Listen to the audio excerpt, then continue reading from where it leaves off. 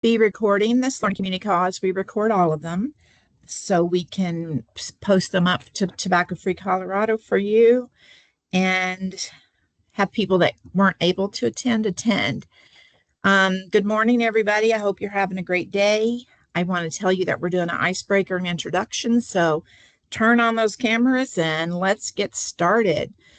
Today, we're going to be talking about tracking secondhand smoke complaints that are related to data in multi-unit housing.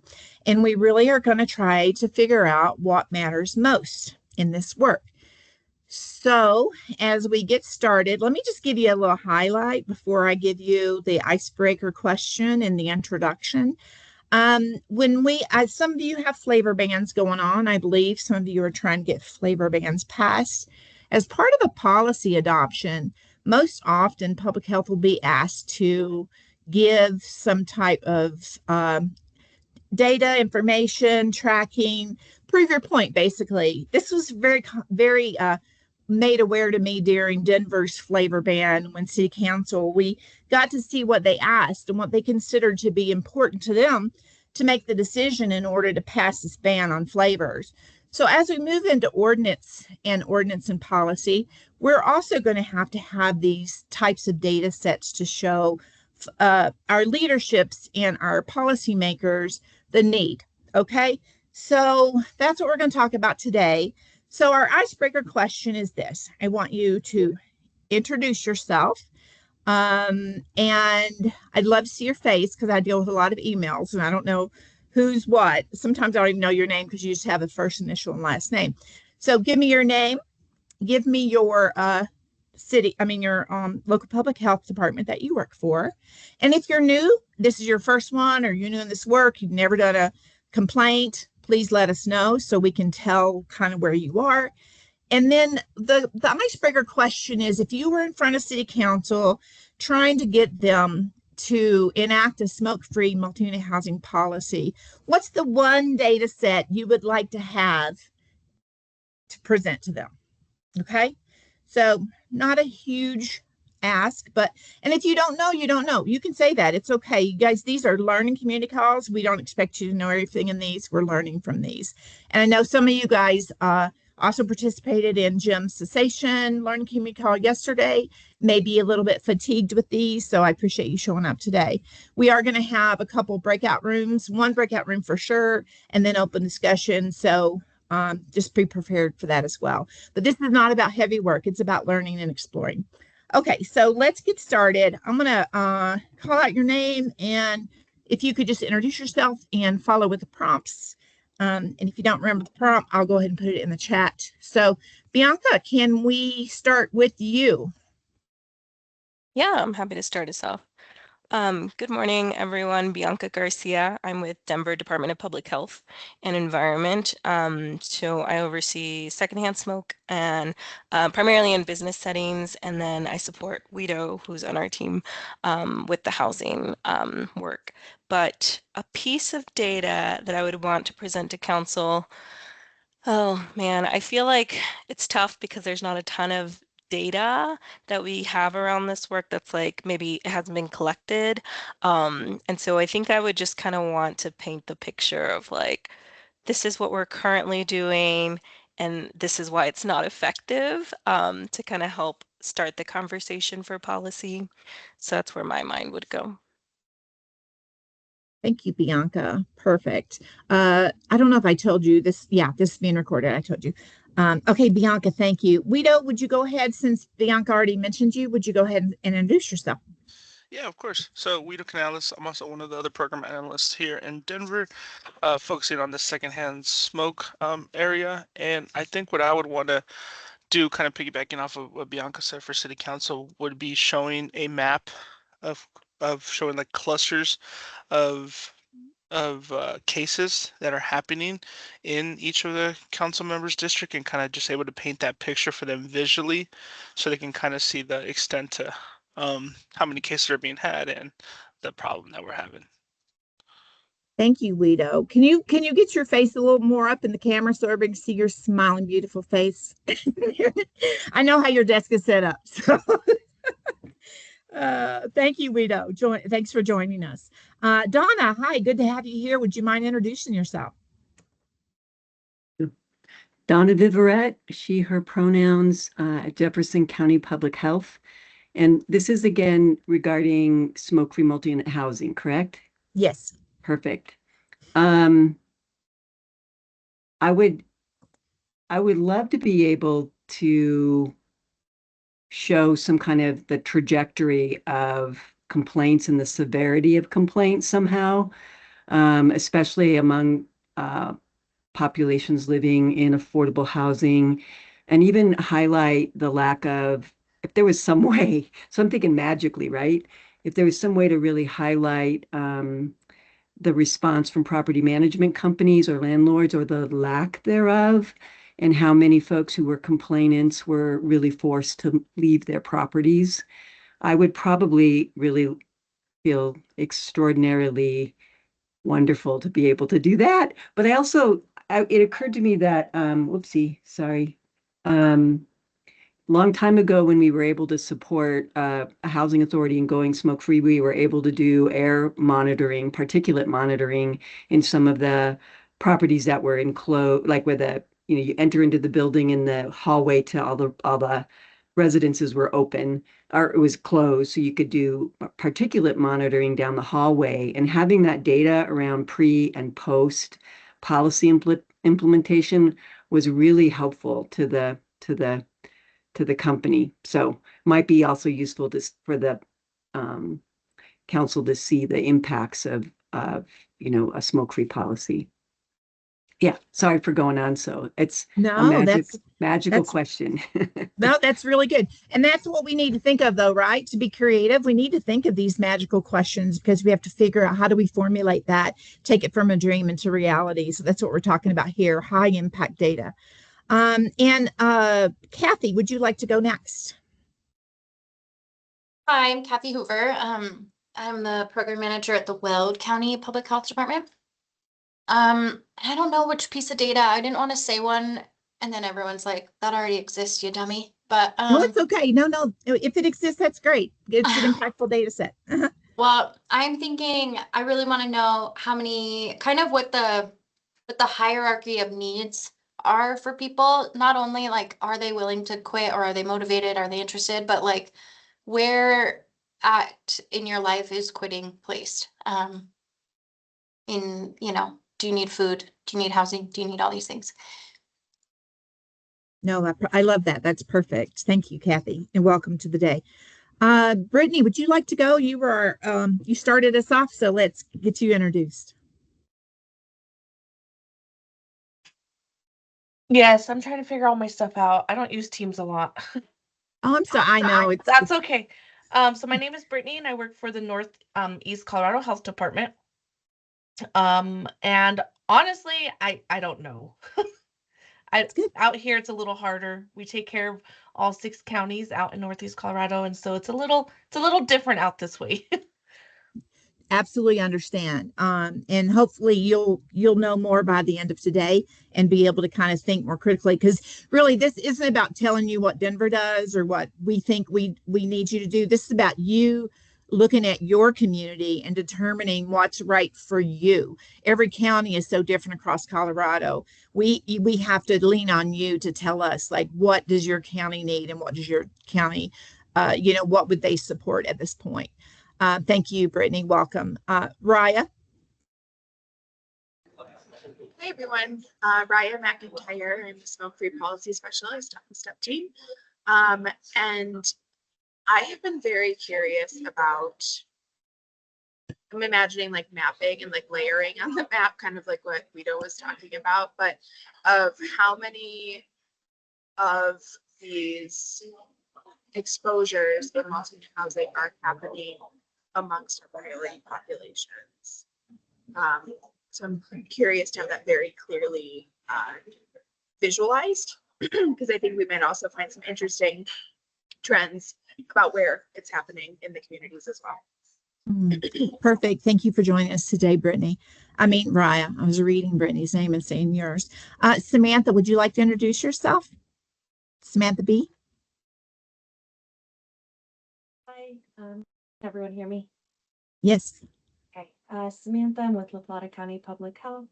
And I don't really have a data set, so I don't have enough information, which is why I'm here. So excited to learn more. Excellent. Great attitude. Thank you for joining us, Samantha. Chelsea Martinez, would you like to go next? Hi, I'm Chelsea. I'm the prevention coordinator with Rio Grande County Public Health. Relatively new. We've only had one time that we have used the Smokefree Multiunit Housing since I've been here. I could piggyback a little bit on what Raya said about the specific populations being impacted, and possibly also if we could get like a local breakdown in like healthcare costs as a result of secondhand smoke exposures.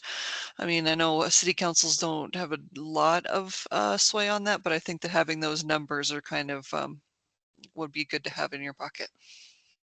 It's a great observation. Thank you, Chelsea. Sherry Copeland? I am Sherry Copeland. I'm with Routt County Public Health. I do the admin forum, and I'm just kind of sitting in on this meeting because our step person doesn't work on Wednesdays. So, and I don't really have any questions. I think it's more just for knowledge on my own behalf. Yeah, well, thank you for joining us. And like I said, this will be recorded, so you can share it with your team if you find something valuable in here that they might want to have access to. Taylor?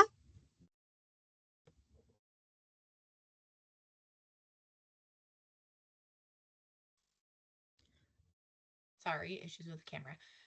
So my name is Talia Honstead. I work with Northeast Colorado Health Department.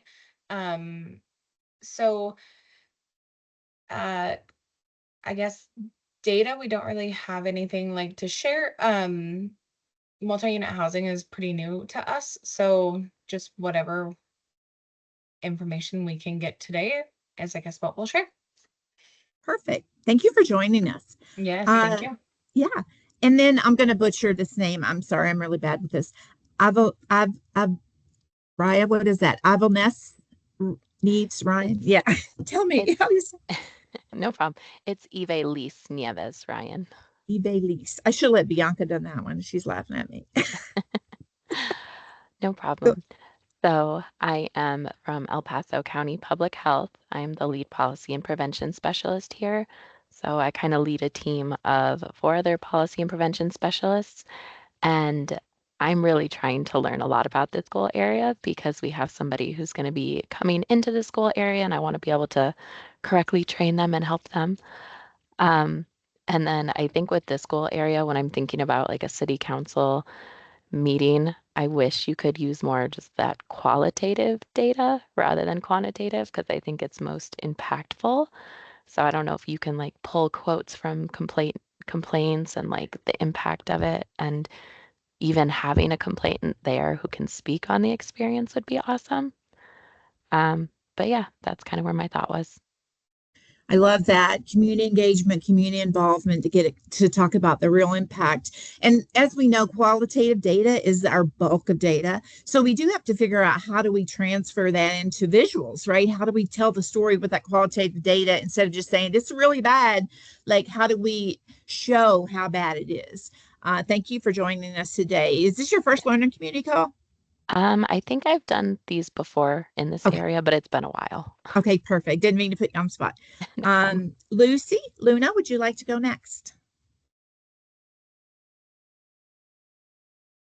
Hi, I'm Lucy Luna with Northeast Colorado Health Department as well. And I think data-wise, we don't really have too much, but what I do like and find interesting when I go other places, sometimes the hospital pulls data for us and they share it with us, which has helped a lot.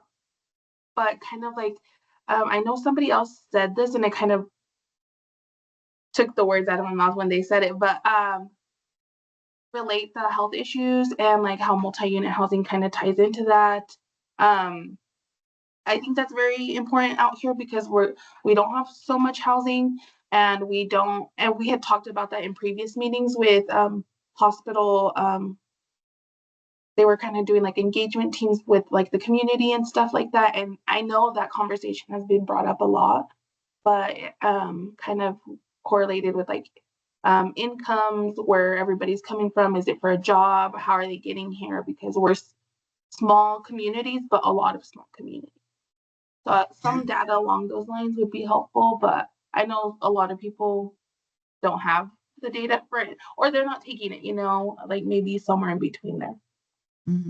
I love that, Lucy. The social determinants tells exactly what we're talking about here. How does housing impact others, and how does the quality of housing impact others' health? You're right on track with that. Onlay? Hi, I'm Annalie Kravik with Lincoln County Public Health, and let's see, I'm not new, but don't really deal much with the multi-housing units, but just here to learn more. Perfect. Well, thank you for joining us today. Thea, thank you for I see you're here today. Would you like to go ahead and introduce yourself? Hi, yes, my name is Thea Rodriguez, and I'm with the Pueblo Health Department. You've probably seen Nikita a lot, Nikita New. She leads this, but I'm just here to learn more and bring it back to my team. Perfect. I'm glad you're here. It's good to see you. Hi, Abby. Would you like to introduce yourself? Yeah, for sure. Hey, everybody. My name is Abby, and I work at the Policy and System Change Network as a policy TA provider. I am here today because been working with some CBOs on organizational policy, specifically on smoke-free farms, and they have employee housing there. And so I'm just here to absorb knowledge and expertise from you all and see if there's, anything I can carry to my work and organizational housing, and I'm sure there is. So happy to be here. Thank you. Thank you, Abby. Abby's partners with us on our leadership advisory team meeting as well. She's got a great insight on multi-unit housing. So yeah, we've engaged her to help us out. Casey, I see you've joined us. Would you like to introduce yourself?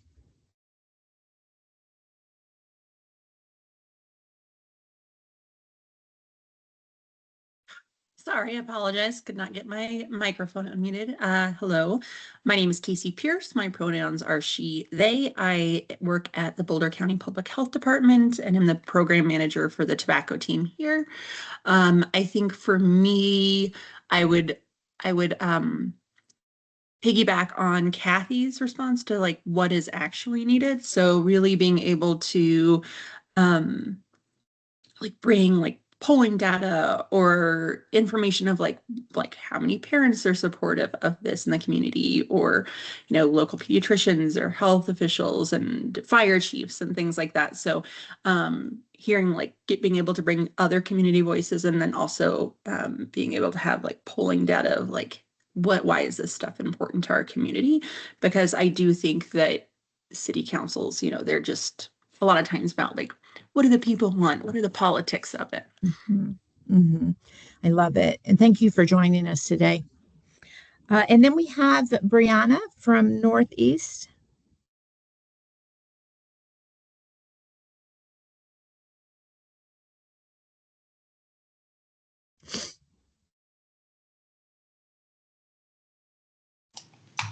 Okay.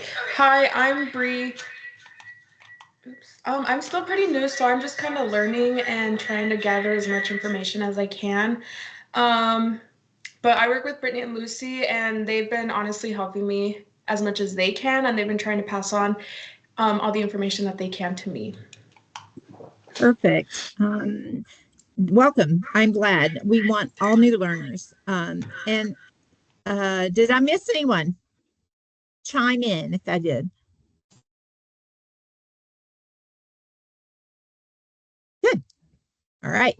Well, that took a little bit longer than I wanted, but I do want to get your face, see who I'm dealing with, and know, where your stage is, because we do have beginners, intermediate, and advanced in this work, and I want to make sure we're providing content for everyone. And these Learn Community Calls are done in a series, so this is our second one.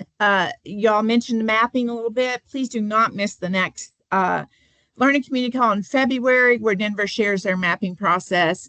We don't expect anyone to be at that level because you have been collecting data as long, but we want you to see where you're headed. So at least you could see your destination on the horizon.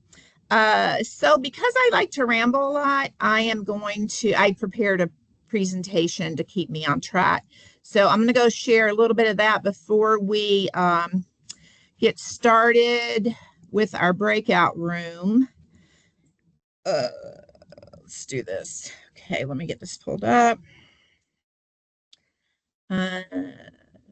Raya, can you see that?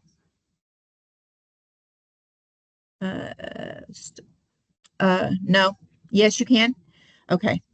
Okay, perfect. Yeah, it's just not on like a full screen. It's just Okay. Yeah, I should be sharing it with Teams. But it's okay. It's only a couple of slides, and it's not the presentation that's the important part. It just keeps me on track. Okay, so today we're talking about tracking the secondhand smoke complaints and what matters. Here's going to be our breakout room today. I just wanted to have this out there so you could see it. And I'm also going to try to put you guys in breakout rooms. I'm doing this on my own. I normally have Bianca support me, but today I thought I'd try it, be a big girl, and do it myself. So today what we want to do is we're going to break out into little rooms to give us more ability to communicate on a smaller level.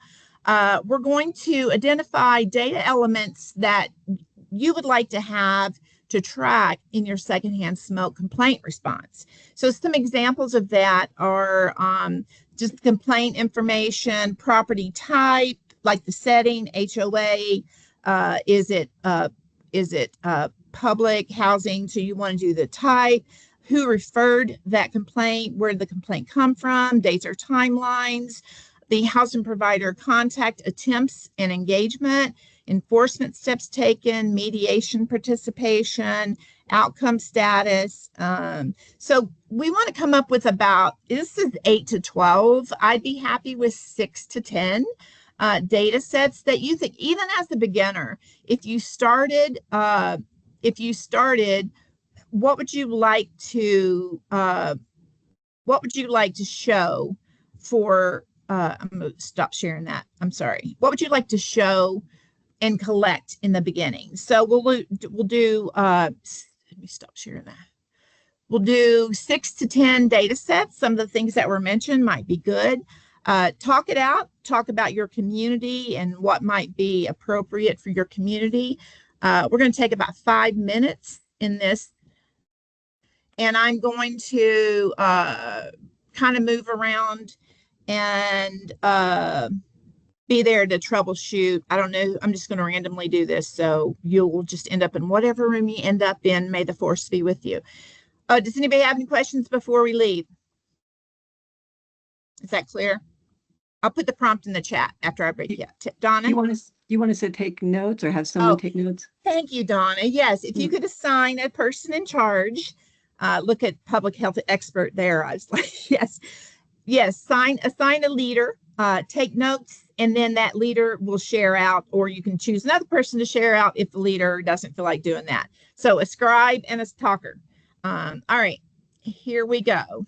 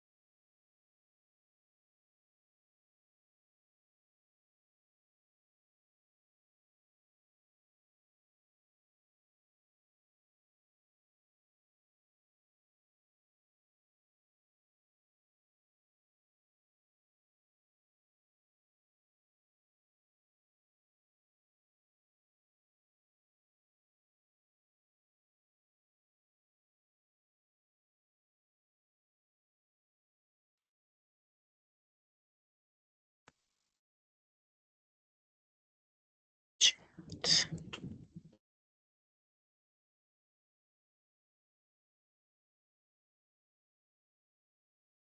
Hi. I got kicked off my Wi-Fi at this coffee shop I'm at, so I'm doing my phone. Can you throw me back into group 4? I don't know. I don't know if I can or Oh, not. Let me see. that's okay. Just throw me back wherever. That's a group. That's a good question. Let me see. Let me see. Okay. Thank you. Yeah, let's see. Rooms, assigned participants. You were in 4. Yeah, you were in 4. With Guido and Abby. Okay, let's go back here.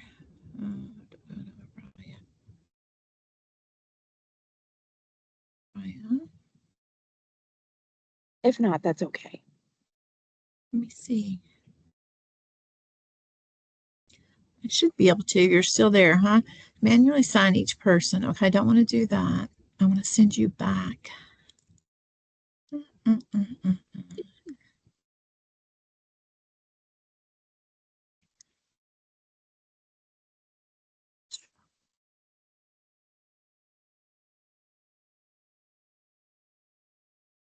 Yeah, I don't know, Raya. Let me That's see. okay. Throw me wherever. Let me unassign you. And then let me assign you.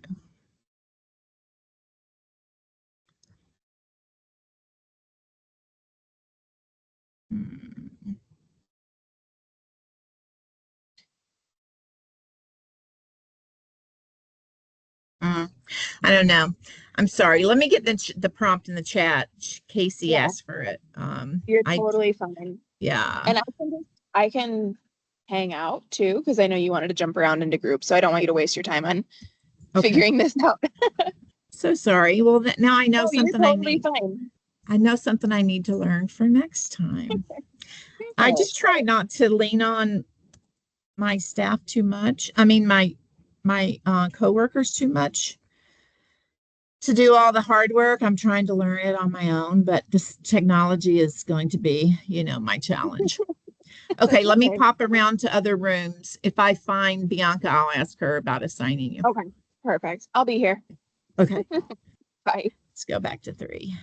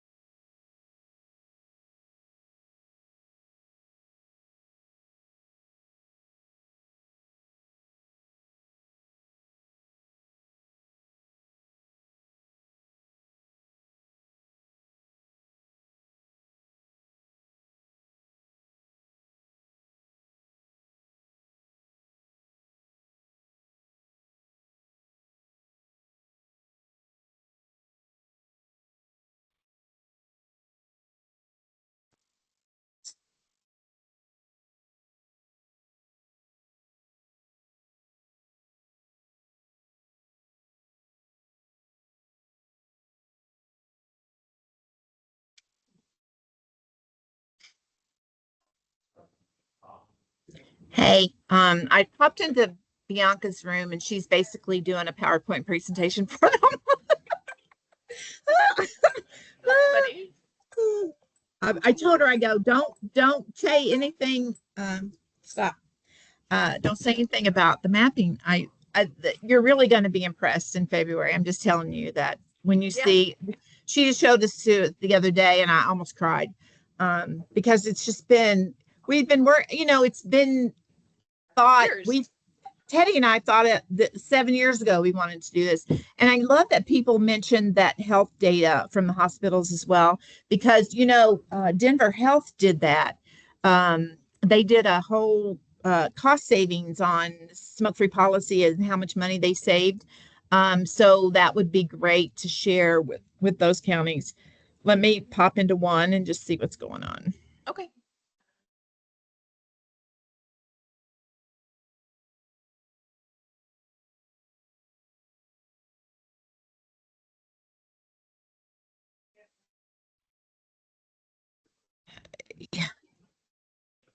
Okay, so I'm going to give them a 1-minute warning to close up. Let's see. Chelsea Martinez, apologize. Okay, let me see. Close rooms, breakout rooms. How do I commute? Oh, here we go. Make an announcement. Okay.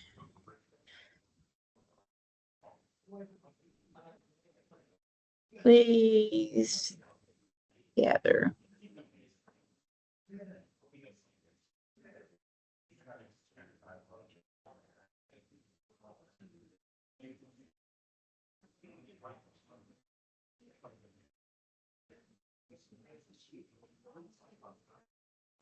Okay, 1 minute. Look at me sending messages and everything. Go. What I need to do though next is learn how to share my thing on Teams. Share what? Okay, I got it. My PowerPoint. I'm going to share it to Teams.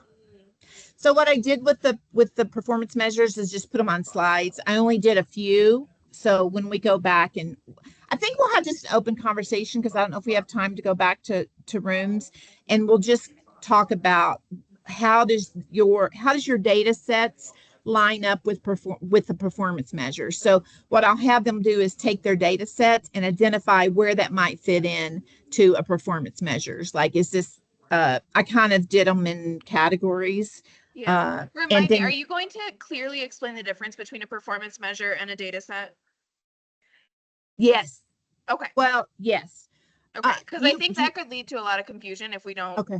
talk about that like immediately. Okay. I couldn't remember. Sorry. Okay. Yeah. So I'll say like, so as we collect data, uh, public health, sets, what should I say? You want to say it? Pardon? Do you want to say it?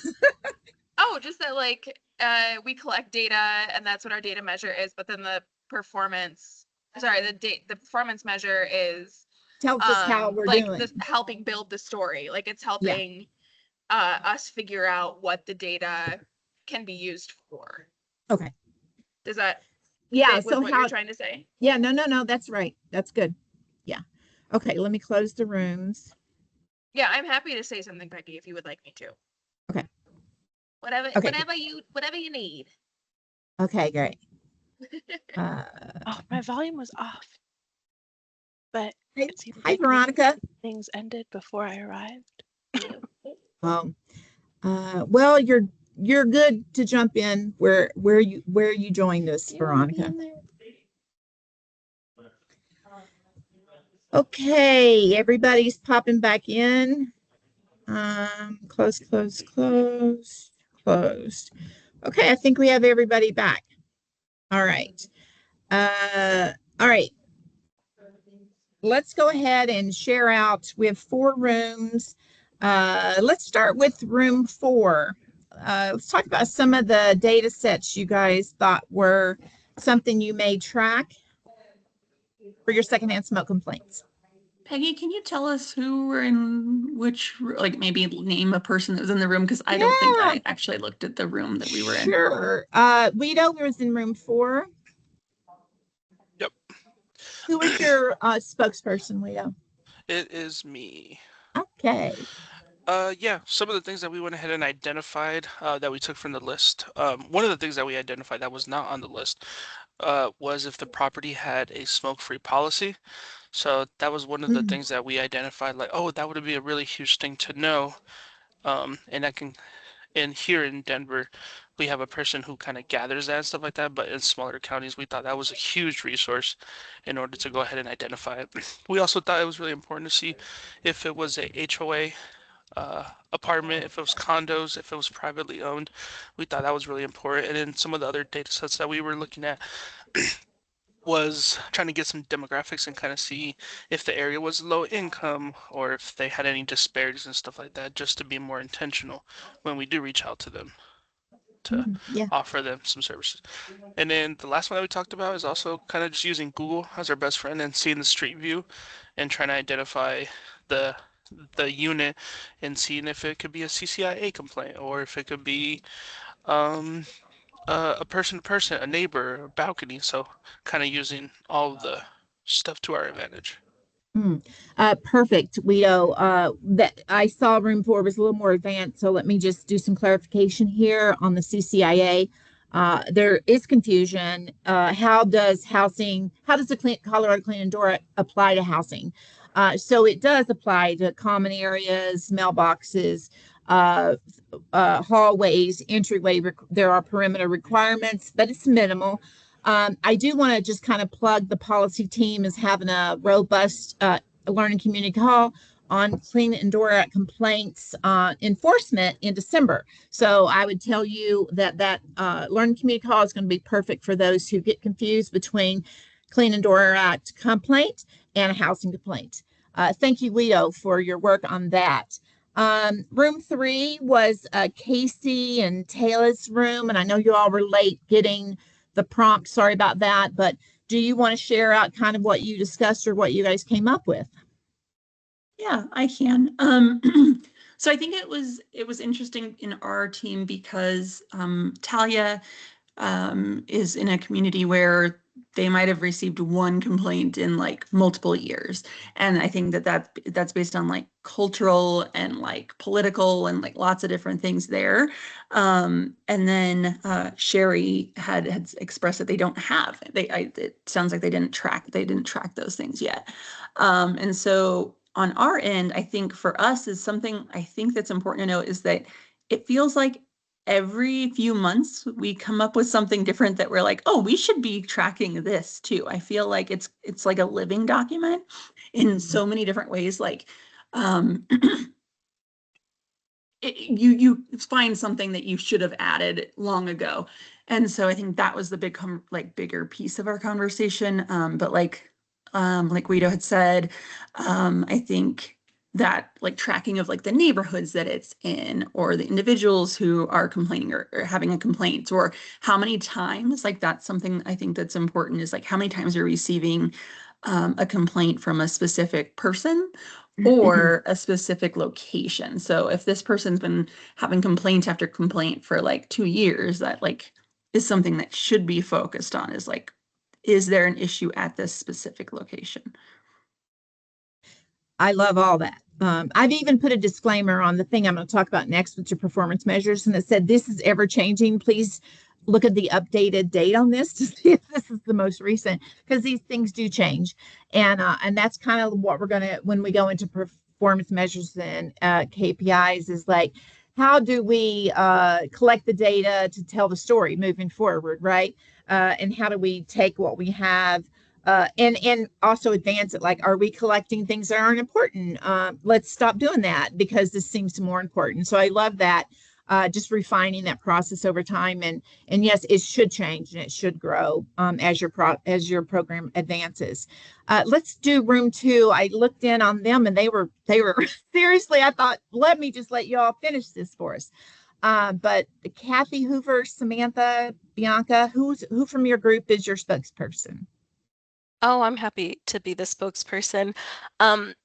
We spent some time kind of talking about some of the pieces that we track here in Denver, and so I did ask the group like if this was similar to what they're doing or what they're considering to start tracking. And so I know Thea mentioned that a lot of the elements were similar as far as like some of the pieces I talked about were like description, the contact information for the individual, and I feel like a lot of where we are in Denver is very kind of baseline. Like I do think that just hearing conversations and even some of the conversation we had in our group was how can we do more with that qualitative data? So like in the description, it's got all this information about going on in this unit or happening my neighbor next to me, right? Like if we could find a way to kind of take that data and pull qualitative pieces out of it, that would be really good.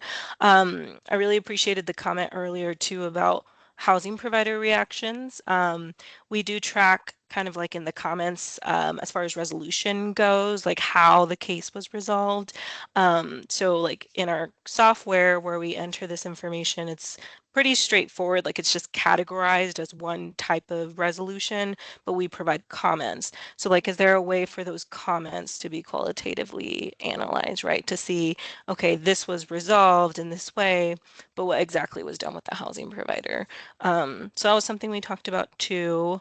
Thea Thea mentioned that in El Paso or Pueblo, sorry, they're thinking about should they track zip codes or district, right? A council district. And so I know that was something that we had a question about too when we first started this process. And my first thought was, oh, zip code probably makes sense. And that was due to previous experience in a different health department I was in, and just learning, it probably makes more sense, at least for Denver, to track it by council district, because if this is something we do want to move forward and have a conversation with council, we are already kind of breaking down the data by council number, right? So that was something else that came up. Yeah, I love that. It helps identify hotspots, right? Like, why is this happening? Because there could be a connection of proximity to tobacco retailers, right? Is this area that seems to be a hotspot in housing, is it also connected to a high density, a high, area of tobacco retailers? So we want to connect the pieces to find out when we're looking at policy is what may be the drivers for these inequities and these high cases of complaints in certain areas, certainly repeat offenders as well. Let's go to room 1 now. Donna, your group, who was your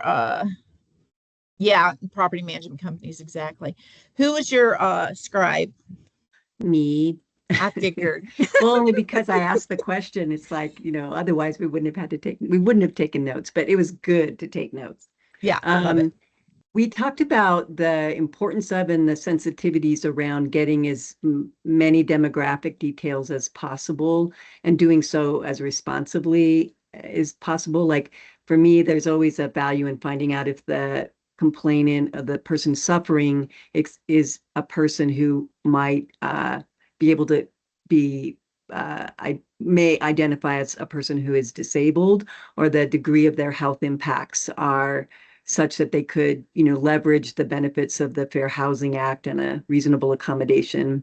And definitely health impacts, like what are the current experiences of the health impacts, and if there's possible chance to do follow-up to actually identify what changes occurred with health effects would be good.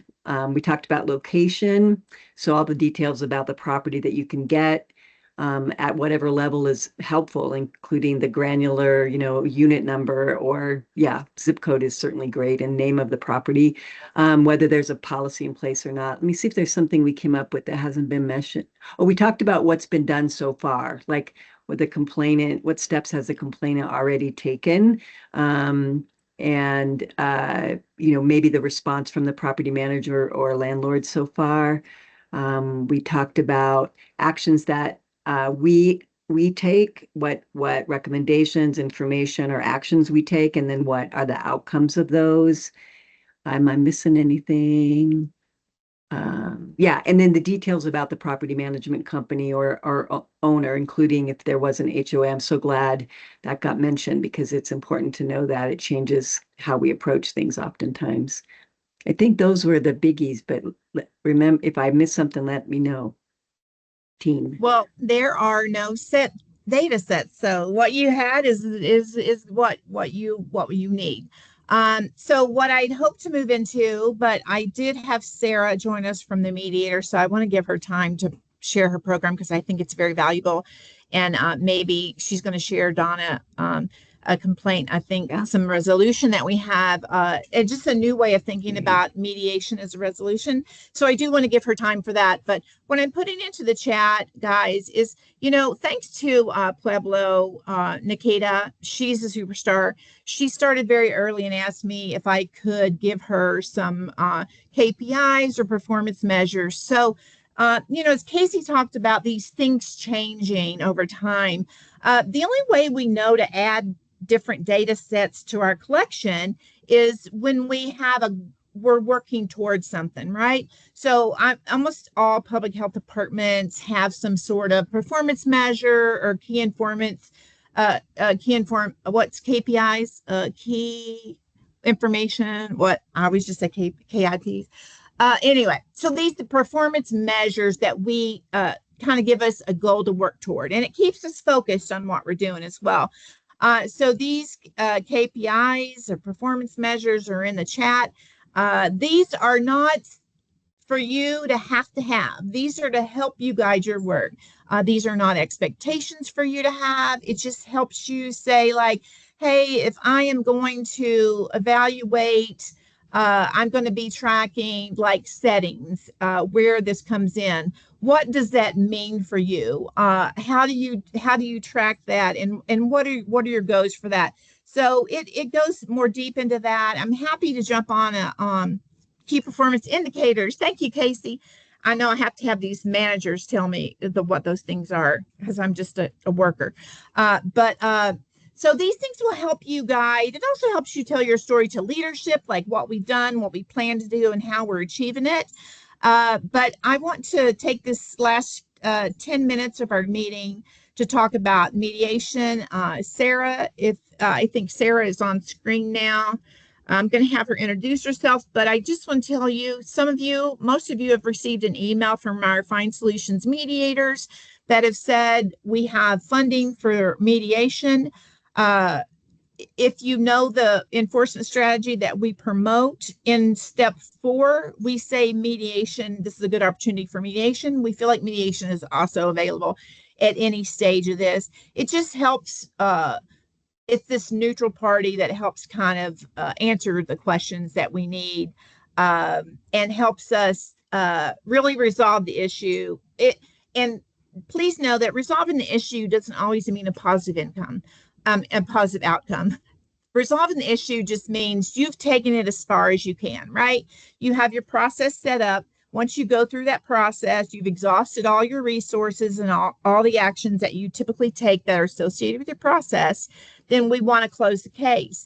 But before we close the case, perhaps there's an opportunity for mediation that could let people be heard. I'm going to let Sarah say the rest. And Sarah, if you just introduce yourself, let the group see who you are, and maybe talk about the last couple of cases that you've mediated and resolved, because they are an example of what resolution may look like. Absolutely. Thanks so much, Peggy. I'm glad to be here. So my name's Sarah. I am the program coordinator for Find Solutions. I've been with the organization for, it'll be 10 years in January, and the organization's actually been around since 1996. So we have been helping throughout the Denver metro area in doing conflict resolution through mediation for many different types of neighbor community type disputes. We deal with property line problems, noisy neighbors, barking dogs, and a lot of times that correlates to other issues too. And, secondhand smoke complaints is becoming more continual and growing problem, I would say, or complaint that we're hearing from all sorts of neighbors. So Peggy reached out to us and asked if we'd like to be a part of this program and collaborate. And so far, I'm really seeing hopefully some good positive results. And, we're learning as we go with this. So I'm sure Peggy kind of walked through a little bit of what this looks like. Like she mentioned, step 4 is when mediation gets involved, but we can mediate at any point in time. It seems like it's going to be helpful for the situation. Our kind of mantra is the faster we can mediate, the faster we'll be able to get to results, and also tend to have higher results too. So if at any point as a property manager or someone who deals with these types of complaints, they hear something, they're like, oh, maybe mediation should jump in before step 4, you are welcome to email us anytime, give me a call, we can talk about it, see if it is appropriate, and then move forward from there as necessary. So, we say that anything can be mediated. It just takes the right skill sets and just helping guiding these individuals to learning what they can do. So with mediation, it's confidential. We have a mediate consent form that goes over expectations and confidentiality for all involved. However, if an agreement is made, or if we want to send a report back to the referring department or individual or property manager, we most certainly can do that. But we want these parties to know that in the mediation, their conversation is confidential with one another, so it's a safe environment to speak freely. More than anything, I'm sure Peggy mentioned this quite a few times, we're here to help people stay housed. And we know that these conversations are incredibly difficult. There's a lot of different factors that go into a secondhand smoke complaint, a person who is smoking, and also then property managers who may have had a smoking policy before, and now they're smoke-free communities. So that's been a transition for a lot of properties as well. So we can help on having a collaborated dialogue on many different factors into this. And then with these agreements, we also do a 30-day follow-up maximum. It can be sometimes 2 weeks, sometimes it can be 1 week, but our standard is going to be 30 days, really to make sure that by then people are adhering to what they said that they would do in the written agreement. And if we need to talk about changes or anything, or maybe next steps that need to occur, we can absolutely do that.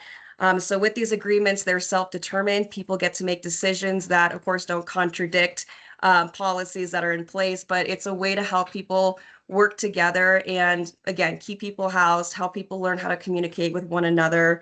And then, yeah, Peggy mentioned there's been a couple of cases recently that we had. One thing I will note is that these cases may take a little bit longer than most of our other mediations. So when we get people who say they're ready to mediate, we get that over to a mediator and scheduled within 7 to 10 days. So we want to get this done as quickly as possible. But what we've discovered is we may have to do a secondary mediation. We might have a lot more follow-up communications that take place, but it's been really enlightening. So one of our cases, it was about a neighbor complaining about secondhand smoke coming from their neighbor's unit. For the and this happened probably back in August. And then for the last 2 months, the property manager worked with this complaining individual in doing all these investigations within their unit and outside their unit. So they would do random smoke checks, just, smelling to see if they could tell anything in the air. They would even check their vents to see if there was pressure or air coming through. I mean, they exhausted options. And unfortunately, with that case in particular, there was no determination of what kind of smoke there was. There was also contradictions on smoke versus vape versus anything else. So we're learning a lot as we go in how to monitor and track these different types of complaints, as there's different types of smoke that people could possibly be ingesting in their unit or on their property somewhere. And then another one that we recently had, the individuals actually moved out within like 3 weeks of moving in because the smoking was so bad for their health, they could not wait any longer. So we actually helped mediate a resolution to the lease break fee and helped them only have to pay, oh gosh, I want to say it might have been like $600, and they actually got back almost $2,000 for their security deposit and everything else. So that was a win in a different way. So what I want to get to is just that these cases are all going to look very different depending on what's happening, but there's always something that can be mediated and resolved. I know I ran through that really fast, but I also really want to make sure I can answer any questions for you guys. So we've got about 7 minutes. I'm happy to have an open dialogue with anyone. Hey, Sarah, would you just kind of go over how they might be able to get you, or how they could find mediation or contact me or whatever? What's your process? Absolutely. So you can find us at findsolutions.org. I have been emailing every different county and municipality for the state of Colorado. So if you haven't gotten my email yet, you'll be getting it very soon. So save that. You can reach out to us that way. It's a standard phone number that'll always come to me. We have a secondary one, but it'll also come to me actually. And then we have a intake email. So it's just intake@findsolutions.org. That one will go to me and then my executive director, Allie. Normally, I'll be the one to respond back to it, but it'll go to both of us. So if I'm unavailable, she can step in and help too. And like I mentioned earlier, you can reach out to us at any time with questions. Just, hey, I had this situation come up. Do you think this is appropriate for mediation? We can always talk about that. And I can also speak directly with the individuals having this conflict if you don't want to get involved immediately. We can always bypass having the property manager getting this information to them or sharing it. You can send me their info. I'll take it from there. I'll do cold calls, cold emails, and just listen to their perspectives and see if they feel mediation's appropriate. At the end of the day, it's considered voluntary, but I know from experience, and we know from experience, that a lot of positive outcomes can take place just from just taking the chance to talk to each other. Thank you, Sarah. And actually, I'm going to put that in the chat, just that main email. Perfect. Does anybody have a question for Sarah about mediation?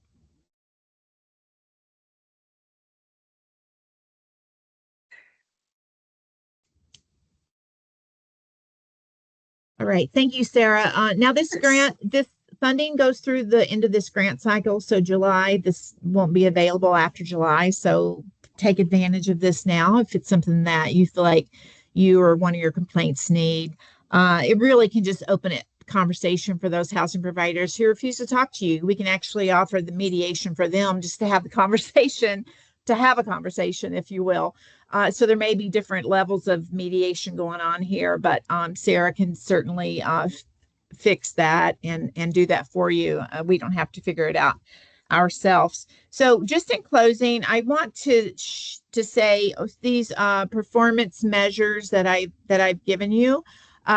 If you want to talk about tracking templates or how to align your tracking with these performance measures, we're happy. Raya can help you with that. I can help you with that. Raya, I'm giving your time away.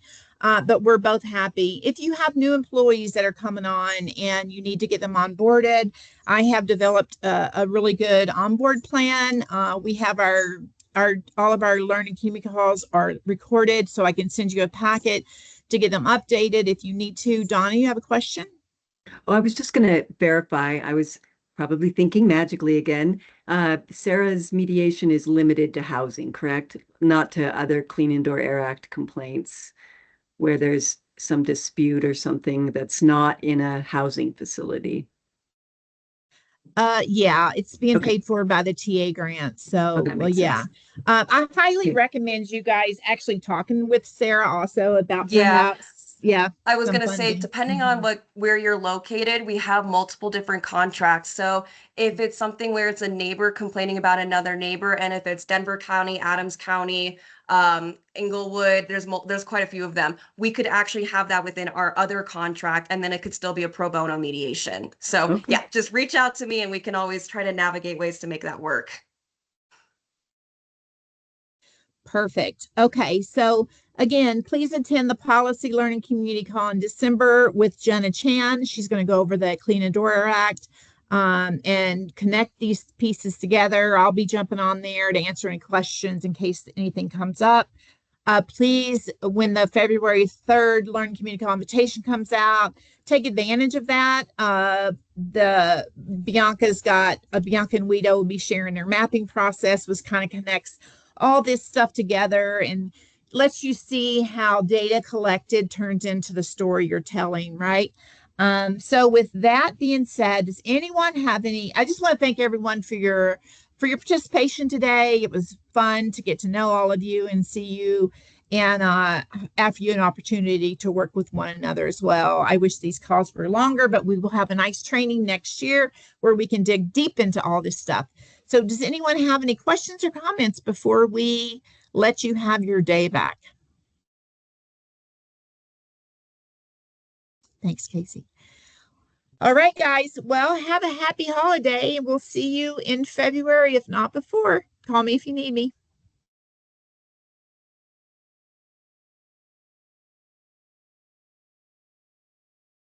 Hi, Peggy. Hi, honey. I just wondered if you could send me your onboarding packet. Yes. Yeah. I'm hopeful we're getting an administrative coordinator, and we're doing some work to try. I'm so far behind with complaint calls. I can't even live in my own skin. So getting some help. Thank goodness. All right.